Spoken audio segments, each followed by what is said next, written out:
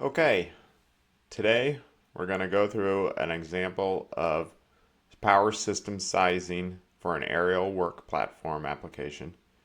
Um, the first step is defining the application, which is made up of power cycles for the different functions of that application.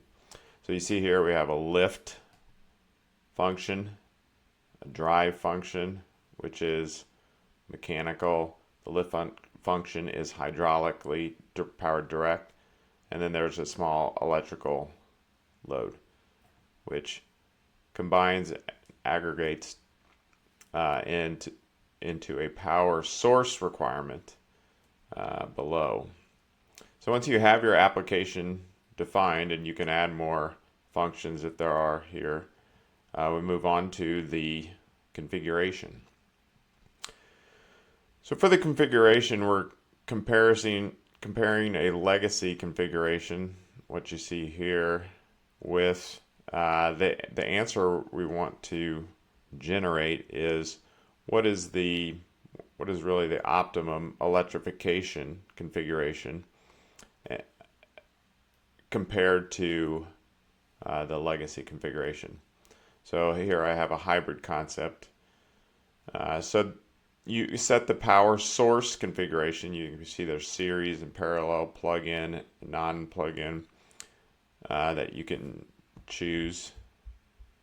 We're going to select a series plug-in because the customer wants to know, wants the battery electric version to be included in the analysis.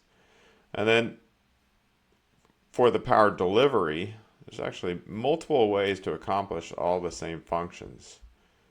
So here's basically an ePump to accomplish the lift function, and an E-axle to accomplish the drive and then the electrical load.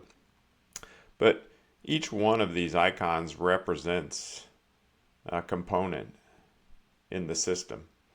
And so when you have the configuration, the picture of the configuration that the way you want it,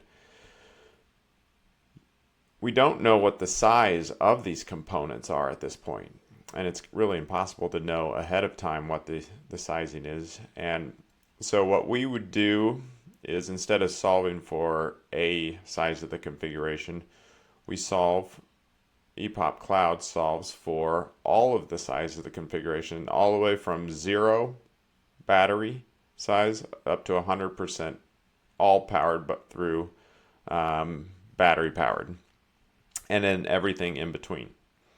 So that's what you're seeing here to the right of this configuration, is all the possible power source sizing. Now what is being considered is, at this time, is the initial cost. I have initial cost selected, but you might be interested in optimizing per mass. There's different mass impacts as you put more and more batteries. There's different volume impacts. And total cost of ownership is always an important optimization to be done.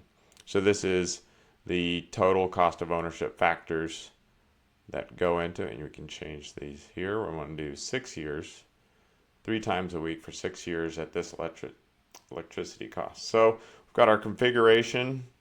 We see the spectrum of sizing for our total cost of ownership. Put this back to initial cost. But now we have technology choices to make for each and every one of these. There's different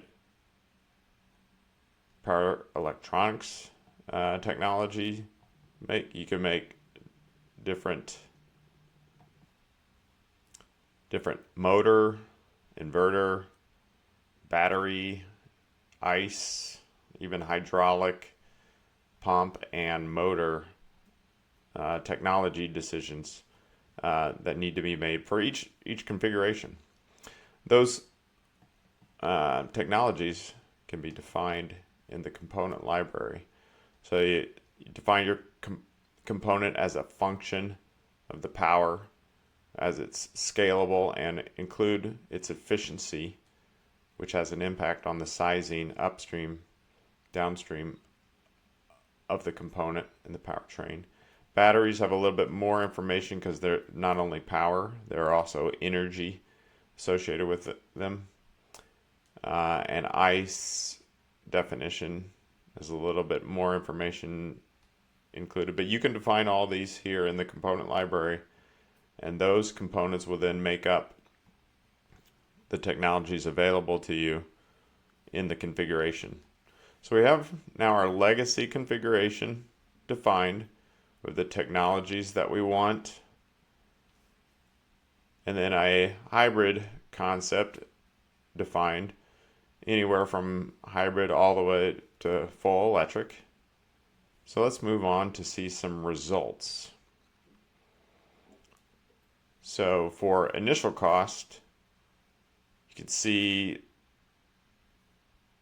the comparison between the legacy and, in this case, a battery electric only.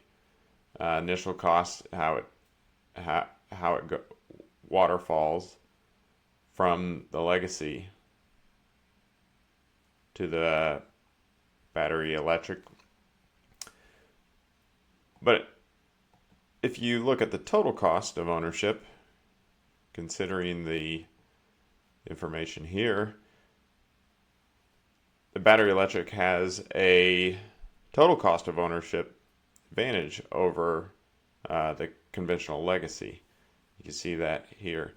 But as you can see here, that most of the benefit really occurs in the first, say, like 20% of electrification.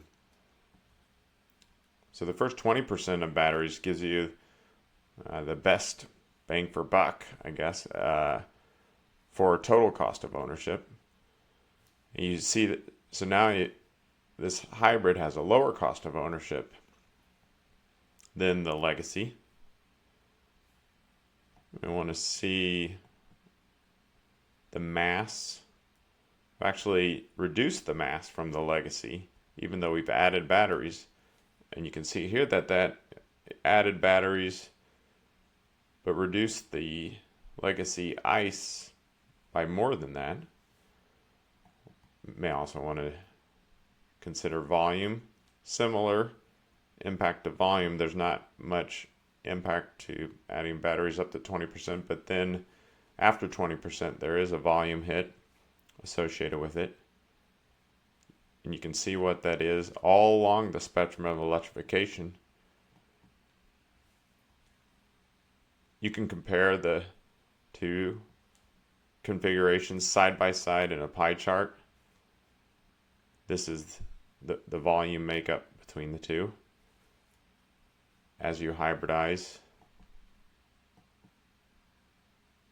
you can consider mass, total cost of ownership for that. You can view it in a pie chart.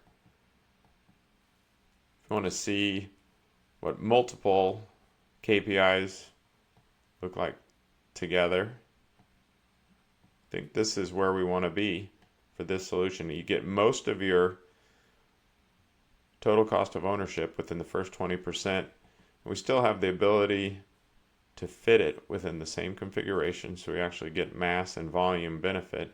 This is the configuration. This is the answer that we're going to show the customer.